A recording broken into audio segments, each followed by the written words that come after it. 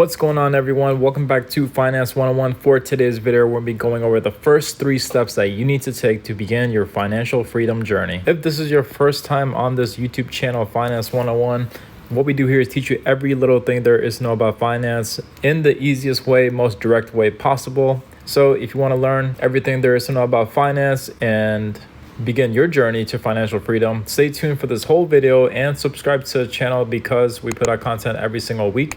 And by watching these videos, you will be well on your way to financial freedom and then put yourself in a position where you can do whatever you want. So ladies and gentlemen, for this video, we're gonna be going over the first 3 steps that everyone needs to take in order to begin their financial journey. Now, this is gonna be a good video for those of you who literally have no idea what to do or where to begin. So let's go over these 3 steps. Now, if you are completely new, there are 3 major steps that everyone needs to do first. I came up with these 3 steps. Now, I came up with these 3 steps because I do believe that these 3 steps are extremely crucial for the short term and for the long term to make sure that you all are in a good financial position. And so here's what we need to do, and here are the 3 steps. Step number 1, I got this from Dave Ramsey's Baby Step program. If you don't know what that is, you should. And if you had questions about that, feel free to comment down below.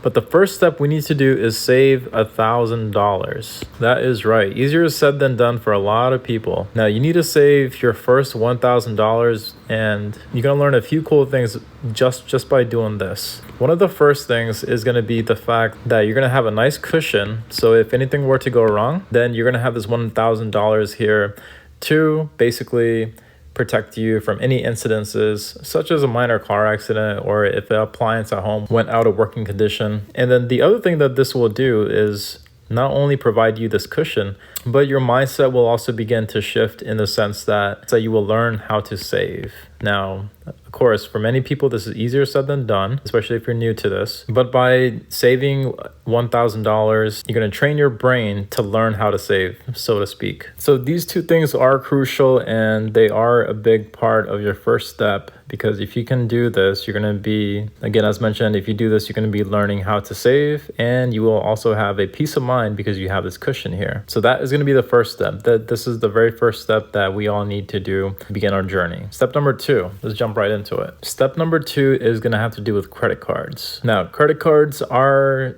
one of those things where if you use them right, then you're going to be rewarded greatly. But if you are somebody who abuses them and not pay them off every single month, which is a good majority of people, then what you're going to see is you're going to be paying more and more interest every single month. And then before you know it, you're going to be going into a debt snowball, which is a really bad thing, because what that means is each month that goes by, you're going to be paying more and more debt. And this is what you do not want, because if you're not paying off your cards, you're going to get more and more interest. And then before you know it, you're going to be more and more in debt.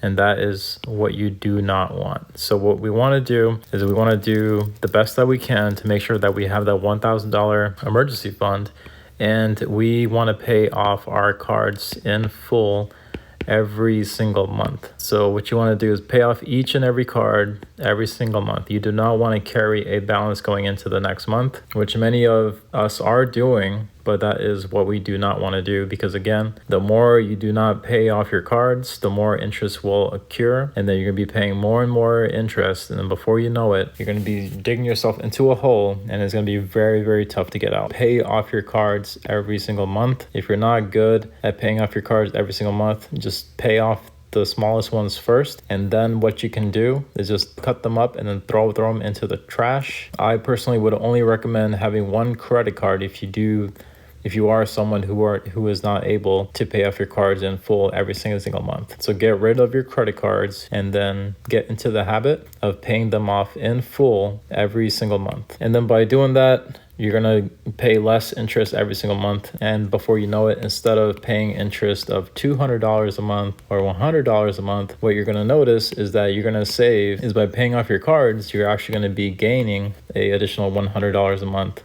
or an additional $200 a month that then you can put towards your other credit cards and then pay them off. So that is why it's very, very important to pay these off in full. Don't worry about things like the points and all that. That is going to be more of the advanced stuff. So yes, everyone pay off your cards in full. So step number 3 is a little tricky. So I did divide this up in 2 different sections. So let's say step number 3 is going to be 3A. or 3B. For step number 3, you could go in two different directions. One is to pay off the rest of your debt, things such as cars or personal loans or even student loans. Now, the vast majority is going to probably fall into this category here. And the only part where it gets a little confusing is if these 3 loans are higher, in my opinion, greater than 5 or 6% interest. If it's greater than 5 or 6%, you want to attack these 3 first, or whatever debt that you may have. If it's greater than that, you want to attack these 3, which again, the vast majority is going to be on 3A. You want to pay off student loans. Of course, you want to pay off credit cards too from the last step. And then you want to pay off these things if they are greater than 5 or 6%. And I will explain why. If these 3-4 items are less than 5 or 6%, it is okay to hold on to them. You don't have to pay them off immediately if they are less than 5 or 6%. Now, if you're on 3B, say for example, you don't have any of these, then you can move on to 3B. Now, let's just say for example, if these 3 or 4 categories here are less than 5 or 6%, then you can move on to 3B, which is going to be basic investing. Things such as a 401k or a Roth IRA. Now, if you do not know what these 2 are, which is going to be a good majority of people, it took me the longest time to learn about these 2 as well.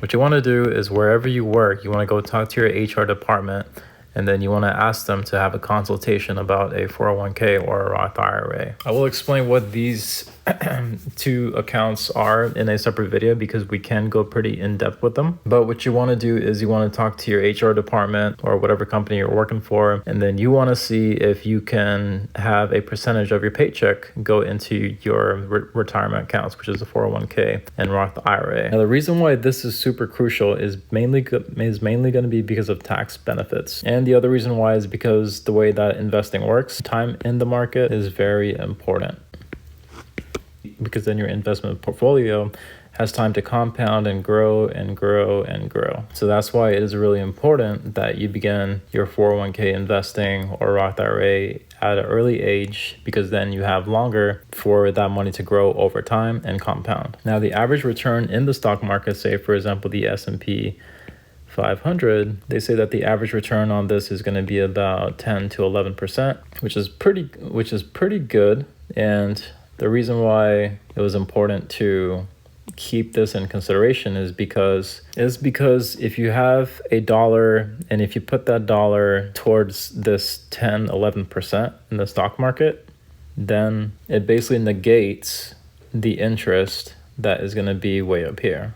So what's going to happen is, because you're gaining 10-11% and then reducing 5 or 6%, your total growth for that year is still going to be a good 5%, give or take. So this is how much your money is still going to be growing by. So that's why many financial experts would say if your interest rate is low, then you can invest into the market, because again, you're still going to be gaining a net profit or net gain of 5%. So that's why I divided up step 3 to 3A and 3B, because it could be very, very situational depending on your situation. But again, keep in mind that the majority of people are all going to be in 3A. So yes, everyone, to wrap up the 3 steps, just to review. Step 1, save $1,000, because again, this is going to give you a cushion and it's going to be related to your mindset. You will train your brain how to save, which is very, very, very, very important. Step number 2, pay all credit cards. Credit cards can be very tricky, everyone. Make sure you pay these off in full every single month. You do not want the interest to carry over to the next month. And the less interest you pay, the more money you can put towards other debt, and then the quicker you can get out of debt and make more money. Step number 3, we just went over it. There was the 2 different steps. You're either going to be paying off high interest debt,